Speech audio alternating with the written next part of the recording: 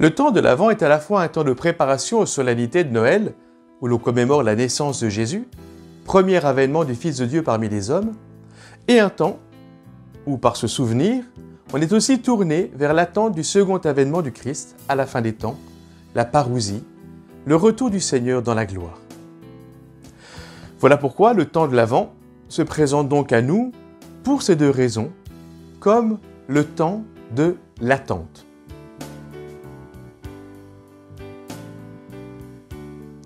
Tout d'abord, une attente eschatologique de la venue de l'avènement, adventus en latin, qui a donné le mot avant, l'avènement du Seigneur dans la gloire à la fin des temps.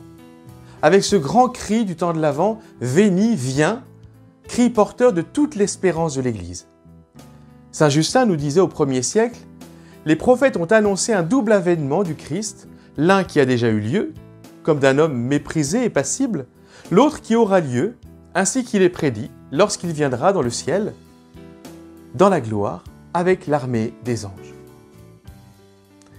Alors si le premier dimanche de l'Avent marque le début de l'année liturgique, il est aussi en continuité avec le dimanche qui précède, le dimanche du Christ roi. Voici la collecte, la prière d'ouverture du premier dimanche de l'Avent. Donne à tes fidèles, Dieu Tout-Puissant, la volonté d'aller par les chemins de la justice à la rencontre de celui qui vient, pour qu'il soit admis à sa droite et mérite d'entrer en possession du royaume des cieux.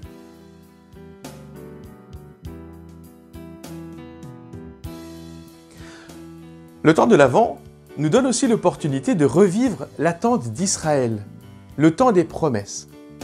En effet, les lectures des messes en semaine donnent à entendre ce jeu entre la prophétie, l'annonce et l'accomplissement. Par exemple, prenons le mercredi de la première semaine du temps de l'Avent. Dans la première lecture, nous avons la prophétie d'Isaïe. Ce jour-là, le Seigneur préparera pour tous les peuples sur sa montagne un festin de viande grasse et de vin capiteux, en Isaïe 25. Dans l'Évangile, nous avons l'accomplissement, la multiplication des pains, où le Seigneur pourvoit par l'enseignement et le don de la nourriture, en Matthieu 15. Et nous avons l'ensemble, dans la prière de collecte, la prière d'ouverture de cette messe. Prépare nos cœurs, Seigneur, notre Dieu, par ta puissance divine, pour qu'à la venue du Christ, ton Fils, nous soyons trouvés dignes de prendre part au banquet de la vie éternelle et de recevoir de ta main la nourriture du ciel.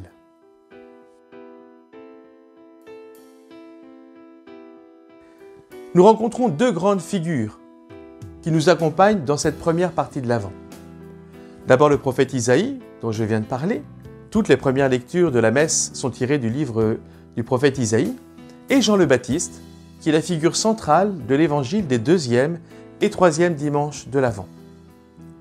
J'ai parlé de la première partie de l'Avent, car cette période de préparation est divisée en deux, jusqu'au 16 décembre et à partir du 17 décembre. À partir du 17 décembre, nous sommes entrés dans la semaine préparatoire à Noël. On fait mémoire des événements qui précèdent immédiatement la nativité à Bethléem, ainsi que les principales prophéties de l'Ancien Testament dans la première lecture et l'évangile de l'enfance à la messe. Les prières se font plus instantes, comme celle du 24 décembre. « Seigneur Jésus, nous t'en prions, hâte-toi, ne tarde plus, que ton avènement réconforte et relève ceux qui ont foi dans ta tendresse. » Et la figure éminente de cette dernière semaine, de cette attente imminente, c'est la Vierge Marie.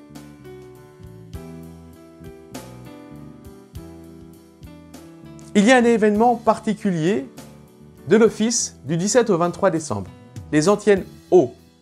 Elles sont appelées ainsi parce qu'elles commencent dans l'antienne grégorienne par O, un O d'admiration pour le mystère qu'elles annoncent.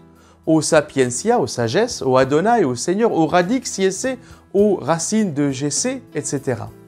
Elle se compose toujours de trois parties. Le titre symbolique, tiré de l'Ancien Testament et attribué au Christ, au Adonai par exemple, au Seigneur. Ce titre est ensuite développé par les références de l'Ancien Testament. Toi qui es apparu à Moïse dans la flamme du buisson ardent et lui as donné la loi du Sinaï. Et enfin une prière, Veni, viens nous racheter par ton bras étendu. Il y a tout d'abord des signes liturgiques. Le violet, qui, comme pendant le carême, manifeste l'attente, la préparation, la pénitence. L'absence de fleurs, sauf le troisième dimanche et pour les solennités, ainsi que l'orgue qui ne sert normalement plus qu'à accompagner les chants. Il y a des éléments aussi paraliturgiques comme la couronne de l'Avent. La couronne de l'Avent avec les bougies a été inventée par un pasteur de Hambourg en Allemagne au XIXe siècle. Chaque matin, il allumait un petit cierge de plus et chaque dimanche, un grand cierge.